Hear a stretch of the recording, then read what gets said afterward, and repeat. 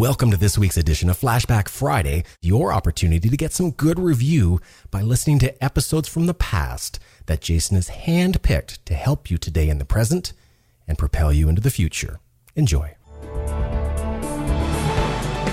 Speakers, publishers, consultants, coaches, and info marketers unite. The Speaking of Wealth Show is your roadmap to success and significance. Learn the latest tools, technologies, and tactics to get more bookings, sell more products, and attract more clients. If you're looking to increase your direct response sales, create a big-time personal brand, and become the go-to guru, the Speaking of Wealth Show is for you. Here's your host, Jason Hartman. Hey, welcome to the Speaking of Wealth Show, and it is Saturday, Valentine's Day, and I wanted to do something kind of special. You know, on one of my other shows, my real estate investing and personal finance show, the Creating Wealth Show, we started a new tradition. As all of you regular listeners know, every 10th episode, we go off topic. We do a topic of personal interest. That's every 10th episode, and this is not a 10th episode, but it is Valentine's Day. And it's not Flashback Friday either, as we do on one of our other shows on the Creating Wealth Show, but it is Saturday, Valentine's Day, and you know what? I'm going to give it a name. I'm going to call it Sentimental Saturday. How's that? Sentimental Saturday, folks. You heard it from me first. Anyway, here for Speaking of Wealth episode number 186, I wanted to play an interview I recorded a while back, and it's with Dr. Gary Chapman, who is author of The 5 Love Languages.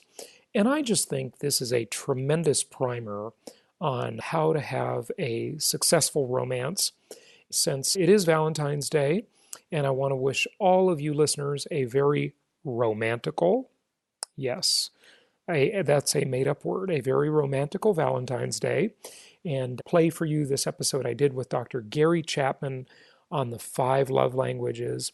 And also, thank you all for listening from all around the world on Stitcher Radio, on iTunes. We so much appreciate your support, appreciate you telling your friends about the show, and most of all, subscribing to and reviewing the show on whatever podcast platform you're listening to. So if it's on iTunes or Stitcher or SoundCloud, whatever it is, please give us a review. We really, really appreciate those reviews, and we really take them to heart. We very much appreciate that. And happy Valentine's Day to all, and here is Dr. Gary Chapman with the 5 love languages. My pleasure to welcome Dr. Gary Chapman to the show. He is a very well-known marriage counselor and director of marriage seminars. His very, very famous work, he has many of them, but his probably most famous is The 5 Love Languages, and it has sold upwards of 6 million copies, translated into 40 languages, and has been on the #1 spot of the New York Times bestseller list and on many other bestseller lists. It's a pleasure to have Gary from North Carolina today. Gary, welcome. How are you? Well, thank you, Jason. It's good to be with you. I'm doing great. Well, good. So tell us about the 5 love languages, and we want to hear from the perspective of people looking for a relationship and people in a relationship as well. And I know you've got the 5 love languages for singles. You've got a new book about what people should have known or wish they'd known before getting married and so forth. But start wherever you like, Gary. Well, you know what I discovered years ago, Jason, in counseling, is that what makes one person feel loved doesn't necessarily make another person feel loved. So they would sit in my office, husband and wife. She would say, I just feel like he doesn't love me. And he would say, I don't know what else to do. You know, I do this and this and this, and she doesn't feel loved. So he was sincere. He was loving her. She didn't get it. And I realized that people were missing each other. I kept hearing the similar stories over and over again, and I knew there was a pattern. I just didn't know what it was. So I went through about 12 years of my counseling notes and asked myself, when someone said in my office, I feel like my spouse doesn't love me, what did they want? What were they complaining about? And their answers fell into 5 categories. I later called them the 5 love languages. And I started sharing that in small groups, and then I started sharing it in my counseling, that we each have a different love language. and you have to learn to speak the other person's language. And after about 5 years of using that in small groups and counseling, I decided to write the book because I knew that it would help people learn how to connect with each other emotionally. And then, I was thinking primarily in the marriage relationship, and the original book is addressed to married couples, but I had a lot of singles say, I know you wrote that book for couples, but I read it, and it helped me in all of my relationships. Why don't you write one for singles? So that's how the singles edition was born, because I do think that this applies in all human relationships. Yeah, and you even address dealing with your children, probably your friends, everything, right? The 5 languages apply in intimate relationships and non-intimate relationships too, right? Yeah, Jason, let's face it, the deepest emotional need we have is the need to feel loved. Everybody wants to feel loved by the significant people in their lives. If you do feel loved, life is beautiful. If you don't feel loved, life can be very complex. So whether you're talking about a parent-child relationship, or whether you're talking about a dating relationship or a married relationship, learning how to communicate love in a language the other person will feel, it's meeting that emotional need for love.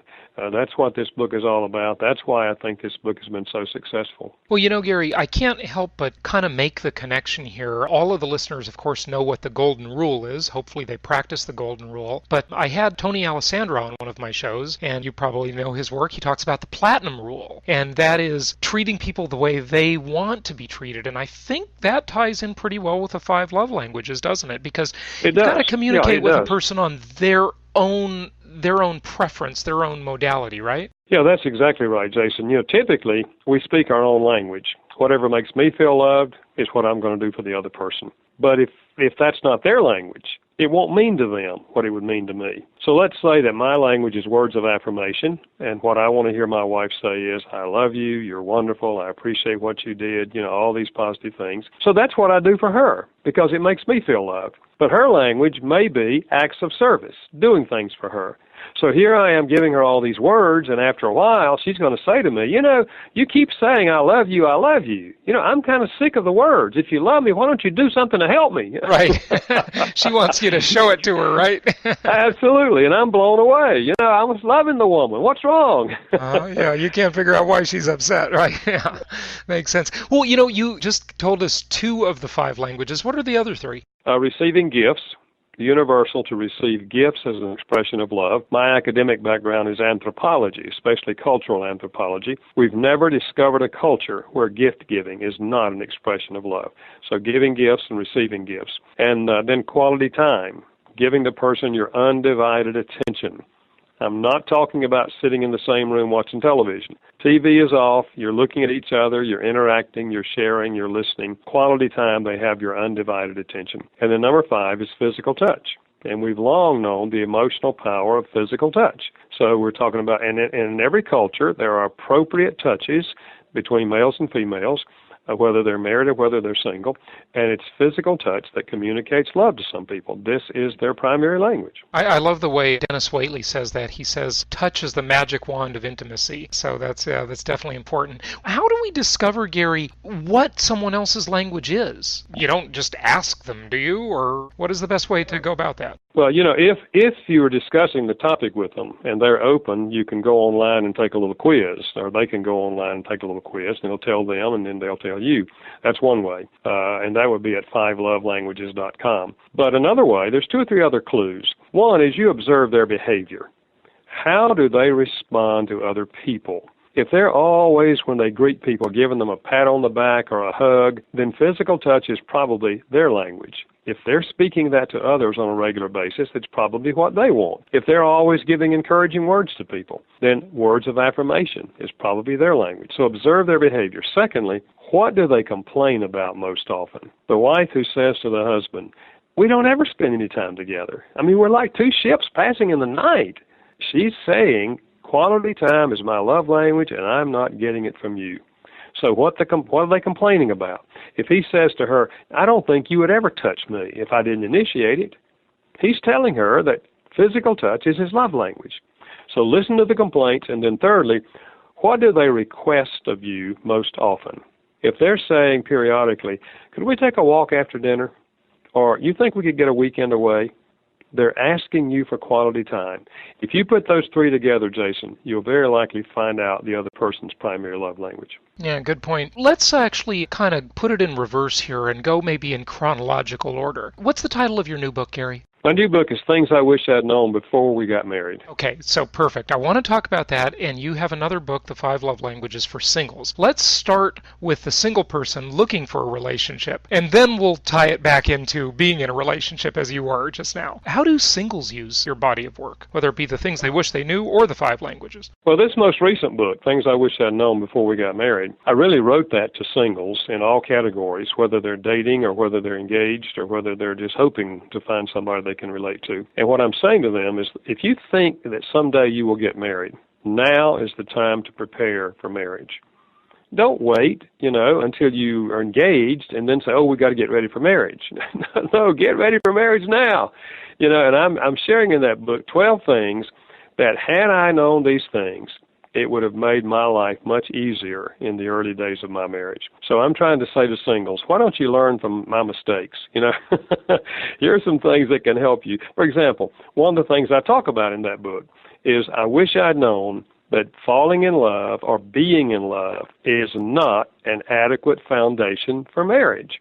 And the reason I say that is the experience that we typically call falling in love is temporary. It has an average lifespan of 2 years. You will come down off the high. And that's when all the other things that you ignored, that your friends told you about, your mother said, honey, have you considered he hasn't had a steady job in 5 years? And you said, Mama, give him a break. He's just waiting for the right opportunity. But when you come down off the high, you're going to start thinking, Mother was right. He's lazy.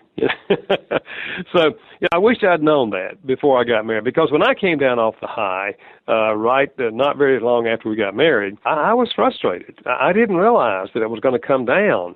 And when I came down, I thought, oh, man. And I realized there were things about her that irritated me, and we ended up arguing with each other. And it wasn't a very pretty picture. And I wish I'd been prepared for that. I wish I'd known that there's 2 stages of romantic love. One is the in-love experience, which the emotions push you along.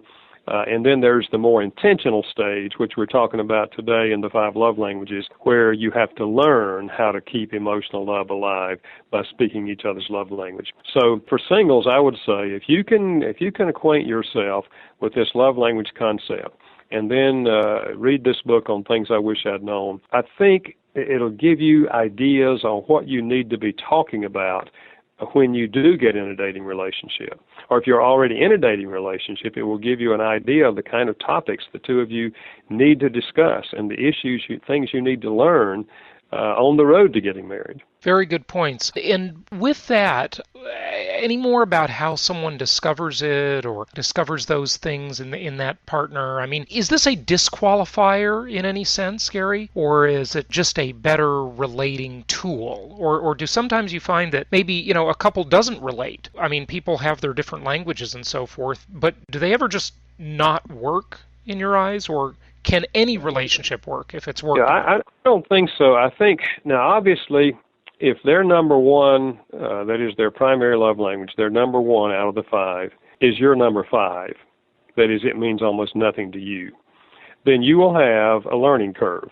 But the good news is you can learn to speak these languages. Let's face it, most of us did not grow up hearing and speaking these 5 languages. We perhaps learn 1 or 2 of them, and that's what we speak. And so let's say if words of affirmation did not come easily to you, you didn't receive a lot of words of affirmation, you're not motivated to do that, it doesn't, you just, it's very meaningless to you.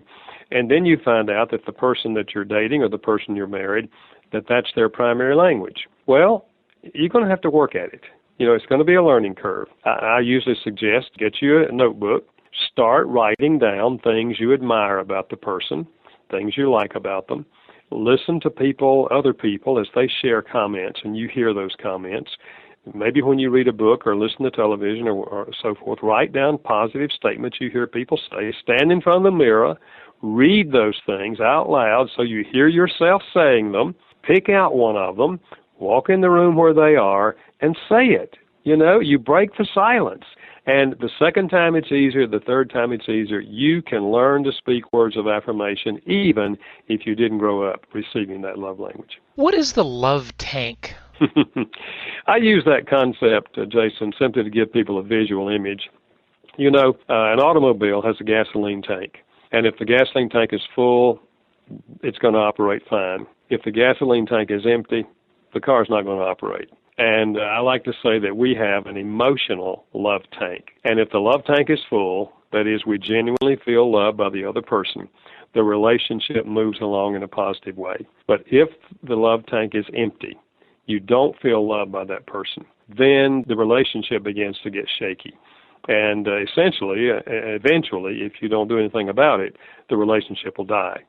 Because if a relationship does not have a sense of love, a measure of emotional love, the relationship goes downhill. My ex-girlfriend Lynn is the person who actually introduced me to your work about 2 years ago, maybe. And I believe she mentioned something, Gary, about a time frame of 2 years. What was that about? Was she correct in mentioning that, or am I remembering that properly? Yeah, it's based on the research that was done by Dorothy Tennant of Bridgeport, Connecticut. She did a long-term study on the in-love experience. That is, this euphoric stage of a love relationship where you see the person as just being absolutely incredibly wonderful. You don't see the negative things that are there. You're just pushed along by these euphoric emotions. It's something you've never felt before, or you've seldom felt before, and you just know that you're going to be happy if you can be with this person forever.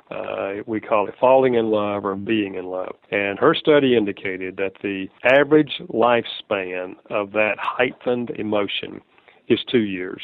And so consequently, most people date at least 2 years before they get married. So when they get married, rather soon after they get married, they tend to come down off the high.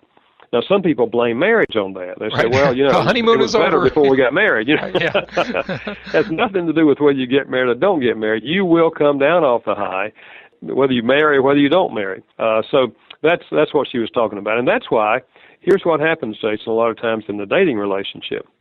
A couple will be attracted to each other. They start dating. They become obsessed with each other. They feel loved by each other, and things just go along really, really wonderful. And then the 2 years pass, and they begin to come down off the high, and they don't have those feelings, and they start thinking, well, maybe this is not the right one for me. You know, I don't feel like I used to feel. Well, if you understand this, you know that what's happening is very natural and very normal. Now, what happens most of the time, when people don't understand this, they bail out on that relationship. They get out of that relationship. Whereas they may have really been good for each other. They may have been a good match for each other, but they made the decision to break off the relationship because they lost the love feelings. Had they learned the love language concept, spoken each other's language, then they would keep emotional love alive, and they could make their decision to marry or not to marry based on other issues in the relationship. You know, do we have enough in common, intellectually, emotionally, socially, all those things, to really build a marriage? So I think if singles understand this, it will help them assess their dating relationships. Yeah, makes a lot of sense. So that 2 year point, it's a recommendation then that says don't get married before 2 years? Is that what you're saying? Well, I wouldn't say that necessarily, but I would say you're far more likely to make a wise decision if you have come down off the high, because then you recognize some of their weaknesses as well as their strengths, and you can work on those things. But when you're in that euphoria, you think, well, we don't have anything to work on. You know, it's just perfect. I mean, what? In fact, I had a lady say to me, she was engaged and she was in the euphoria, and she asked me what I did. I said, well, I do marriage seminars. And she said, well, what's that? I said, well, I help people work on their marriage. And she said, well, what do you have to work on? I mean, if you're in love, you know. Yeah, it's all just easy, right? Not true. Yeah, and that's the way you feel when you're in love. You know, there's nothing to work on. Yeah, that's that wears off eventually, and it gets down to a realistic relationship, exactly. Let me take a brief pause. We'll be back in just a minute. You know, Penny, sometimes I think of Jason Hartman as a walking encyclopedia on the subject of creating wealth. Well, you're probably not far off from the truth, Rich. Jason actually has a 6-book set on creating wealth that comes with over 100 hours of the most comprehensive ideas on investing in business. They're in high-quality digital download audio format, ready for your car, iPod, or wherever you want to learn. Yes, and by the way, he's recently added another book to the series that shows you investing the way it should be. This is a world where anything less than a 26% annual return is disappointing. Jason actually shows us how we can be excited about these scary times and exploit the incredible opportunities this present economy has afforded us. We can pick local markets that are untouched by the economic downturn, exploit packaged commodities investing, and achieve exceptional returns safely and securely. I like how he teaches us how to protect the equity in your home before it disappears and how to outsource your debt obligations to the government. He's recorded interviews with Harry Dent, Peter Schiff, Robert Kiyosaki, Pat Buchanan, Catherine Austin Fitz, Dr. Dennis Waitley, T. Harv Eker, and so many others who are experts on the economy, on real estate, and on creating wealth. And the entire set of advanced strategies for wealth creation is being offered with a savings of $385. Now, to get your Creating Wealth Encyclopedia series complete with over 100 hours of audio and 6 books, go to jasonhartman.com/store. If you want to be able to sit back and collect checks every month, just like a banker, Jason's Creating Wealth Encyclopedia series is for you.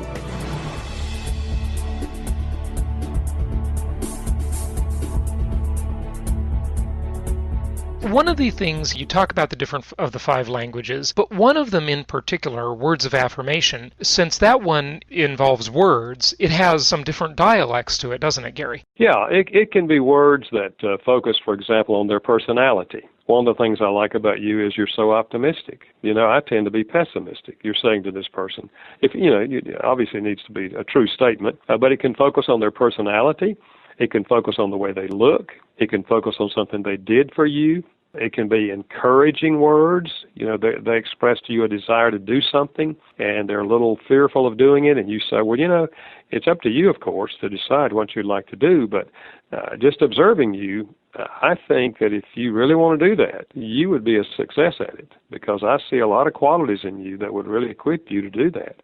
It's encouraging them to do something that they need a little more courage to do. Or it can be words of praise, where you're praising them for something they have done. So, I use the word dialect in trying to communicate that within each of these languages, there are different ways and nuances of expressing them. It's very similar, Jason, to spoken language. Everyone grows up speaking a language with a dialect. I grew up speaking English, Southern style, okay? And we can hear it, yeah. You can hear it, yeah. So, but everyone grows up speaking a language and a dialect, and that's the one you understand best. And the same thing is true with love. No question about it. Of the 5 languages, are certain of the 5 easier to learn than others? I think not necessarily across the board. But for an individual, one of them might be more difficult than the others. If you never received quality time growing up, your parents never really spent any one-on-one time with you. You were just a part of the family. You were kind of lost in the crowd. They were focused on themselves. Then sitting down and having an in-depth conversation with somebody may be difficult for you, because you didn't grow up having those kind of conversations. So it would be more difficult for you. Whereas another person, if they got a lot of quality time, it's natural for them. It's not difficult for them. So it depends on the individual as to which of these you might find to be more difficult to speak. But the good news is you can learn to speak any one of the 5. What would you say is, and I certainly don't mean this in any sort of non-appreciative way when I say this, but this seems pretty simple, really. I mean, what's the big aha about it? Is it just one of these things that's so beautifully simple but just needs to be practiced? I mean, not everything great in life is complicated. Or is there sort of a big aha here in this book or in your work in general that is a real take-home you want to make sure people get? Well, Jason, I think you're exactly right. It's a very simple concept, but when you practice it, that is, when you discover the person's love language, you start speaking it on a regular basis. They discover your language, start speaking it on a regular basis. It radically changes the emotional climate of the relationship. Almost every Saturday when I do marriage seminars, I'll have half a dozen couples come up and say, we just wanted to tell you that we were having real struggles in our marriage. Someone gave us your book on the 5 love languages. It actually saved our marriage. It really makes the difference because we all need to feel loved. And especially in the early stages of a marriage, we are loving each other. I mean, we're making real efforts to reach out to each other, but we're not always connecting. And when we spend our energy speaking the right language, we connect. So it's a simple concept. It doesn't help you if you don't apply it, but if you apply it, it really changes the emotional climate of a relationship. Talking just for a moment here about some more of the nuances as we were, are certain stereotypes affecting people's ability to implement any of the 5 languages? For example, acts of service, speaking acts of services. Are there stereotypes that people filter things through that makes it difficult for them? I think that may be true, Jason. For example, a man said to me after he had read the book, and he discovered that his wife's language was acts of service. He said to me, I found out that her language is acts of service, and she wants me to wash dishes and vacuum floors and take out the garbage, and he told a couple of other things. He said, I'll just be honest with you. He said, if it's going to take that for her to feel loved, you can forget it. Now, you understand what he was saying? Yeah. I've got the information. I hear what you're saying, but I'm not going to do that. Now, it may well be that stereotypes of what men are supposed to do and women are supposed to do was behind that statement. You know, maybe he grew up in a home where his father did not vacuum floors, his father did not wash dishes, his father did not take out garbage, and he communicated to that son either verbally or by his model that men don't do those things. So he may have been influenced by, a stereotype of what a male is supposed to do, and that may have been behind his decision. I don't know. There may have been other issues as well.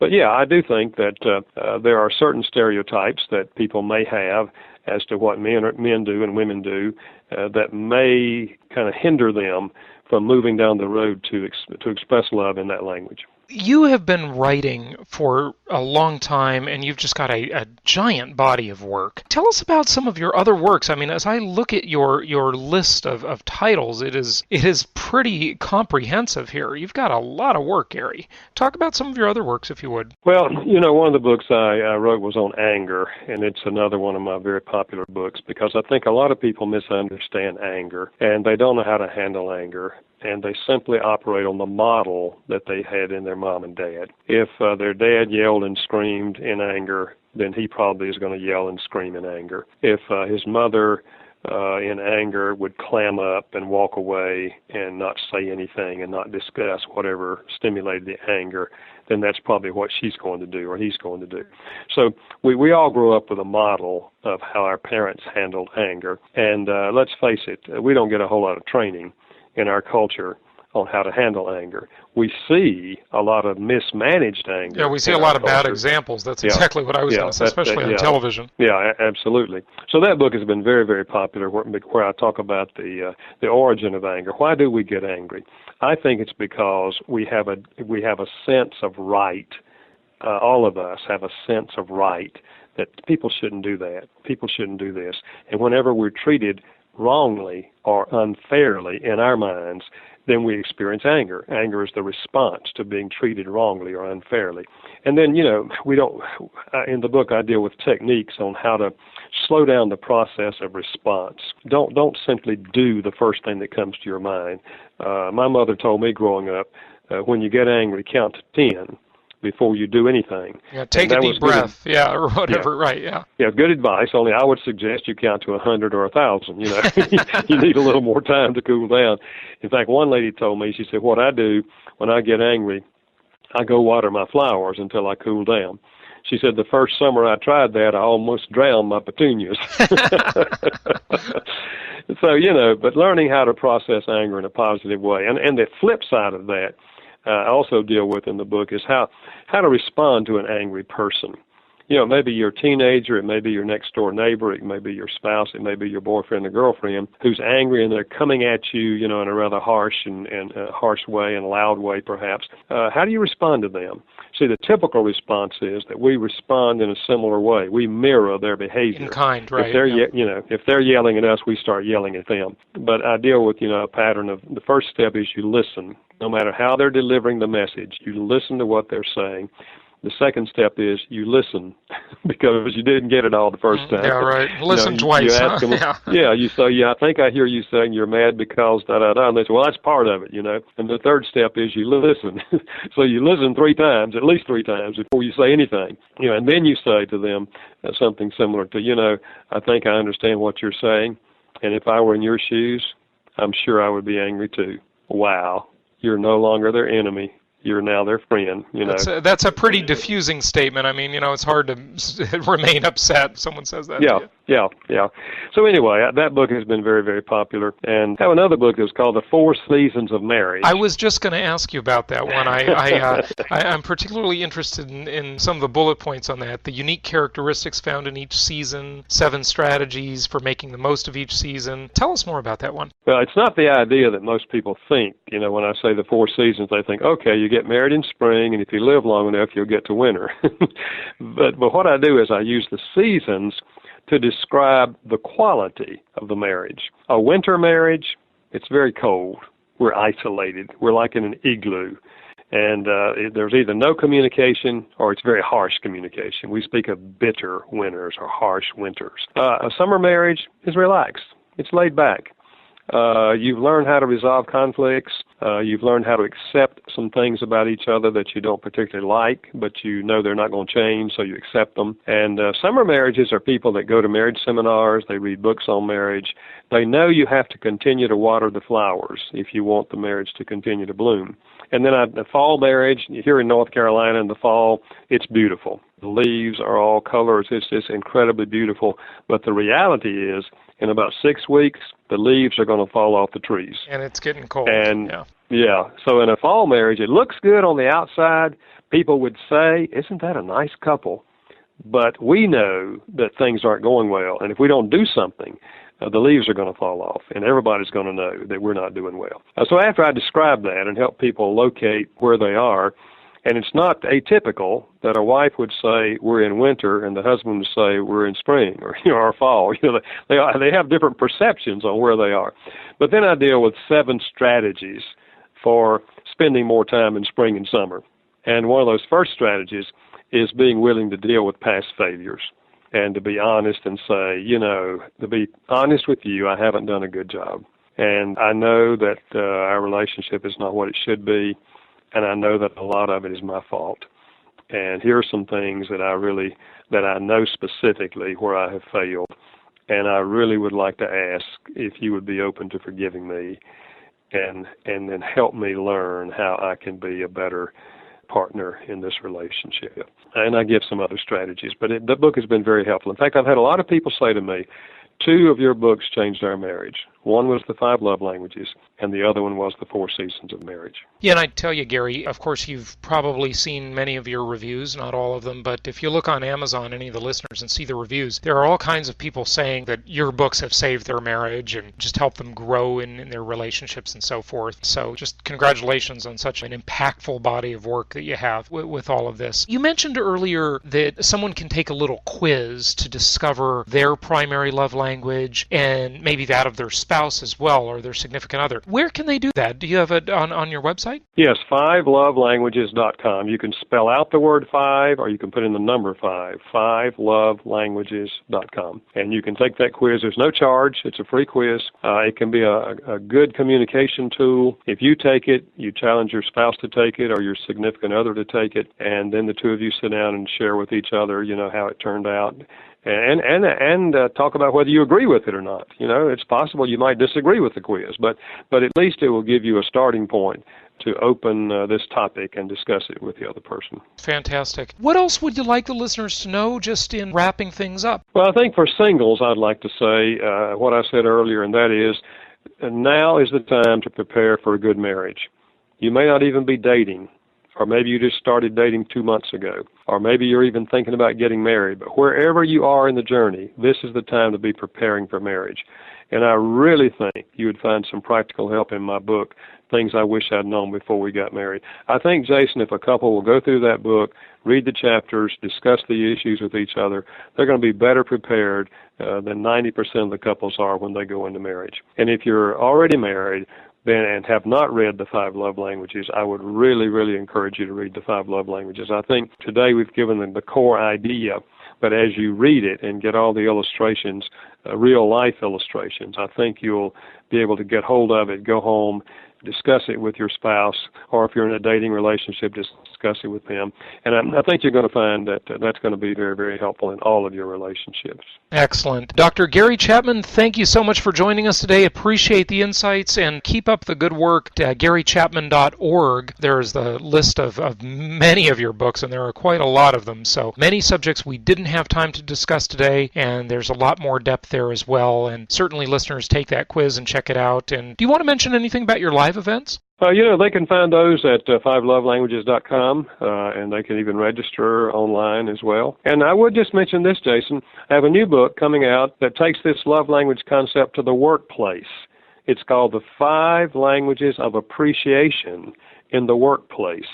And I wrote it with Dr. Paul White, a psychologist, and we think that book's going to do for the workplace relationships what the 5 love languages has done for marriage relationships. I'm really excited about that one. Yeah, that's great. And with the tough economy we have nowadays, I think that'll be very helpful for people in their business and work life as well. Well, Gary Chapman, again, thank you so much. Appreciate having you on the show today. Thanks, Jason. Good to be with you. Appreciate what you're doing.